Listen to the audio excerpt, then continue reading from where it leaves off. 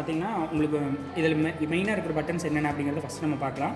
So இப்போ வந்து பார்த்திங்க அப்படின்னா இது வந்து இதோட ஆன் ஆஃப் பட்டன் ஒரு ஆர்டினரி புஷ் பட்டன் தான். நம்மளோட வீட்டில் இருக்கிற டிவி ரிசீவர்ஸ் அண்டு ரேடியோஸ்லாம் யூஸ் பண்ணாமல் அந்த மாதிரி ஒரு பட்டன் தான். ஸோ இதை புஷ் பண்ணோம் அப்படின்னா இது வந்துட்டு ஆன் ஆகிக்கும். ஓகேங்களா. இப்போ வந்து இதில் இருக்கிற மற்ற பட்டன்ஸ் என்னென்ன அப்படின்னு பார்த்தோம்னா இங்கே வந்து XY அப்படின்னு ஒரு பட்டன் இருக்கும். ஸோ இதை கிளிக் பண்ணிங்க அப்படின்னா ஸோ உங்களுக்கு வேவ் ஃபார்ம் ஏதாவது இங்கே வரும்போது அந்த வேவ் ஃபார்மை ஒரே இடத்துல நிற்க வச்சுட்டு அதோட ஆம்பிளிட்யூட் என்ன இருக்குது அப்படிங்கிறத நம்ம நோட் பண்ண முடியும். அதுக்கான பட்டன் தான் இந்த XY அப்படிங்கிறது. அண்ட் மற்றபடிக்கு இதை நீங்கள் வந்து வெளியே இருந்துச்சு அப்படின்னா வேவ் ஃபார்ம் எப்படி ரன் ஆகிட்டு இருக்குதோ அதோட நேச்சரில் அப்படியே இருக்கும்.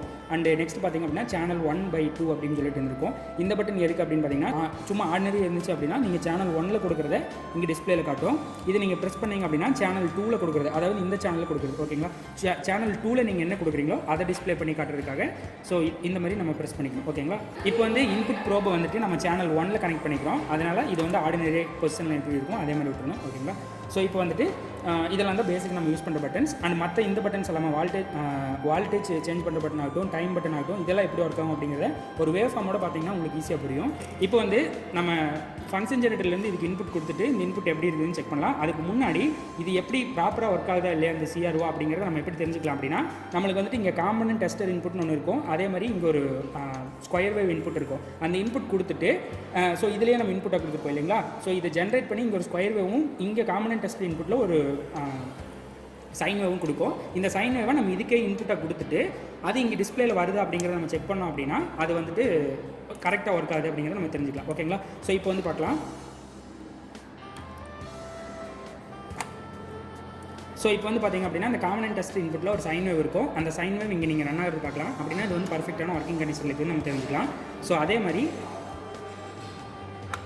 ஸோ இங்கே கொடுத்தோம் அப்படின்னா நம்மளுக்கு வந்து ஒரு ஸ்கொயர் வேவ் வரும். இந்த ஸ்கொயர் வேவ் வருதா இல்லையாங்கிறத நம்ம அட்ஜஸ்ட் பண்ணி நம்ம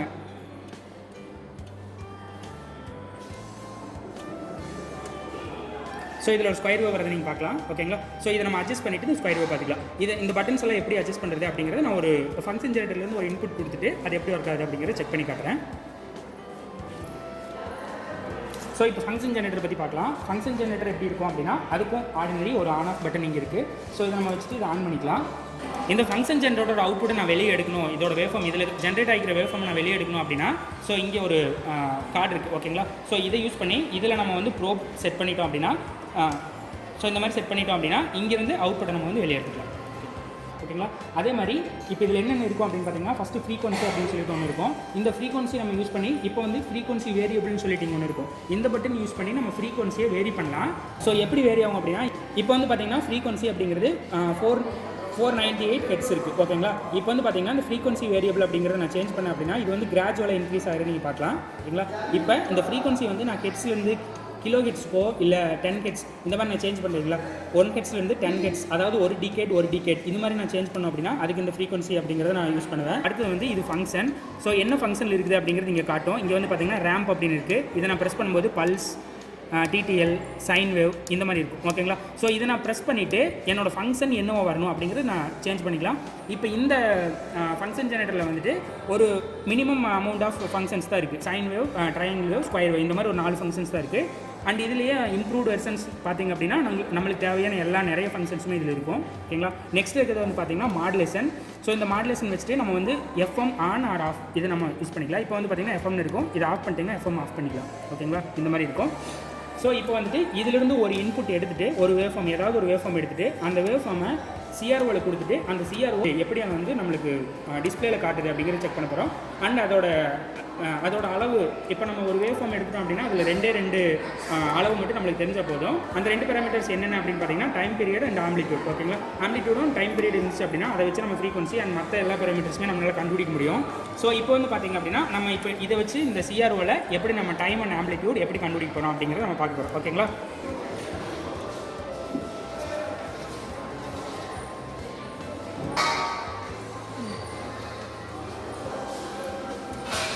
ஸோ இப்போ வந்து பார்த்திங்க அப்படின்னா ஸோ ஃபங்க்ஷன் ஜெனரேட்டர் இருக்குது. அண்ட் ஃபங்க்ஷன் ஜெனரேட்டர்லேருந்து நான் CRO கனெக்ட் பண்ணிட்டேன்.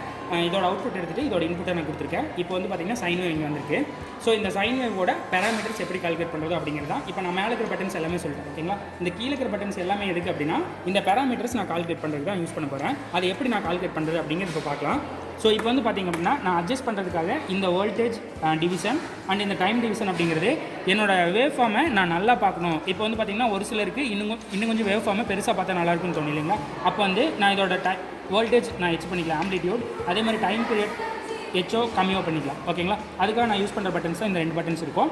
ஸோ இந்த டைம் டிவிஷன் அப்படிங்கிற பட்டன் வந்து பார்த்திங்க அப்படின்னா 2 சேனலுக்கும் காமனாக ஒரே பட்டன் தான் இருக்கும்.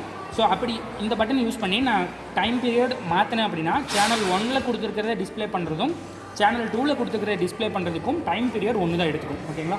இப்போ இதே நான் வால்டேஜ் எடுத்துட்டேன் அப்படின்னா நான் வால்டேஜை தனித்தனியாக 2 சேனல் கொடுத்துக்கிறதுக்கான ஆம்ப்ளிடியூடை நான் மாற்றிக்க முடியும். ஓகேங்களா?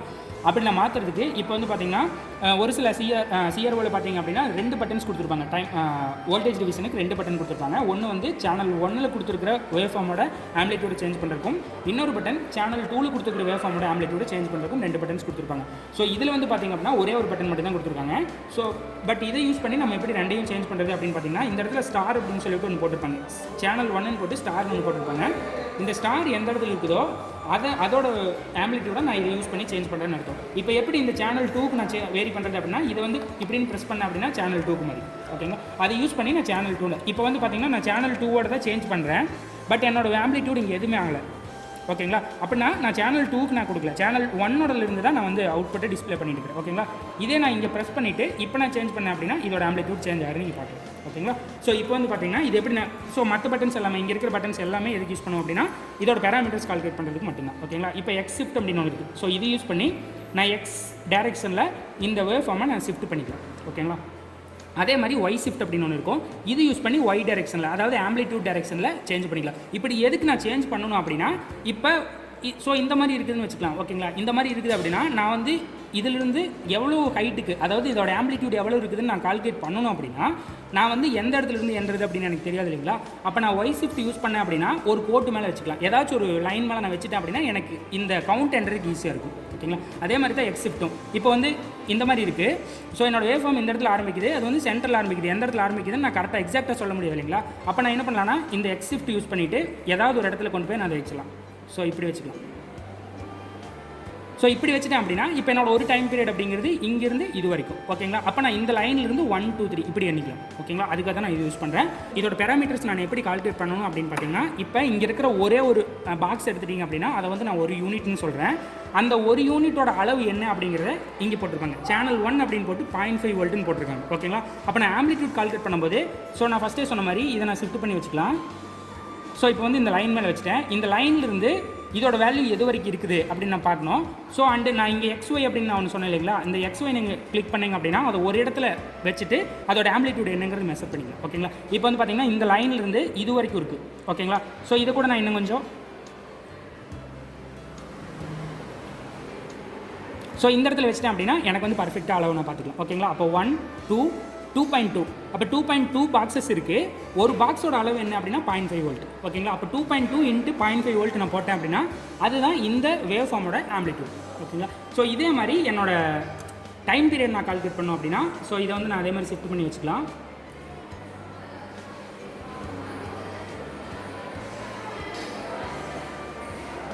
இப்போ நான் ஷிஃப்ட் பண்ணி வச்சிட்டேன். இங்கேருந்து பார்த்தீங்கன்னா ஒரு ஃபுல் சைக்கிள் அப்படிங்கிறது இதிலிருந்து இது வரைக்கும் இருக்கும். ஓகேங்களா? அப்போ இந்த ஃபுல் சைக்கிளோட அளவு என்னென்னு பார்த்தீங்கன்னா 1 2 2.8 பாக்ஸஸ் இருக்குது. ஓகேங்களா? ஒரு பாக்ஸோட அளவு என்ன அப்படிங்கிறது இங்கே போட்டிருப்பாங்க டைம் பீரியட். ஓகேங்களா? 0.5 மில்லி செகண்ட் போட்டிருக்காங்க. அப்போ 2.8 × 0.5 மில்லி செகண்ட் போட்டேன் அப்படின்னா என்னோட ஒரு டைம் பீரியட் என்ன, அதாவது இந்த வேவ் ஃபார்மோட டைம் பீரியட் என்னங்கிறது நான் தெரிஞ்சுக்கலாம். ஓகேங்களா? நான் ஃபஸ்ட்டே சொன்ன மாதிரி இந்த ரெண்டு பேராமீட்டர் மட்டும் எனக்கு தெரிஞ்சிருந்தேன் அப்படின்னாவே ஃப்ரீக்வன்சி வேணும் அப்படின்னா டைம் இருக்குது 1/by டைம் போட்டோன்னா எனக்கு ஃப்ரீக்வன்சி கிடச்சிடும். இதே மாதிரி மற்ற பேராமீட்டர்ஸ் பவர் ஆகட்டும் என்ன பேராமீட்டர்ஸ் வேணாலும் இந்த 2 பேராமீட்டர் யூஸ் பண்ணி நம்ம கண்டுபிடிச்சிட முடியும். ஓகேங்களா? இப்படி தான் வந்து ஒரு CRO அப்படிங்கிறது ஒர்க் ஆகுது. அது எப்படி ஒர்க் ஆகுதா இல்லையா அப்படிங்கிறது எப்படி செக் பண்ணுறது அண்ட் அதில் இருக்கிற வேவ் ஃபார்ம் வந்துட்டு எப்படி நம்ம பேராமீட்டர்ஸ் கால்குலேட் பண்ணுறது அப்படிங்கிற இந்த வீடியோவை பார்த்தோம். இந்த வீடியோ உங்களுக்கு யூஸ்ஃபுல்லாக இருந்திருக்குன்னு நம்புறேன். அண்ட் இந்த வீடியோ உங்களுக்கு பிடிச்சிருந்தா லைக் பண்ணுங்கள், கமெண்ட் பண்ணுங்கள், உங்களோட ஃப்ரெண்ட்ஸுக்கு மறக்காமல் ஷேர் பண்ணுங்கள். இதே மாதிரி இன்ட்ரெஸ்டிங்கான maths, science and technology videos தமிழில் பார்க்குறதுக்கு ராமானுஜா அகாடமியை சப்ஸ்கிரைப் பண்ணுங்கள்.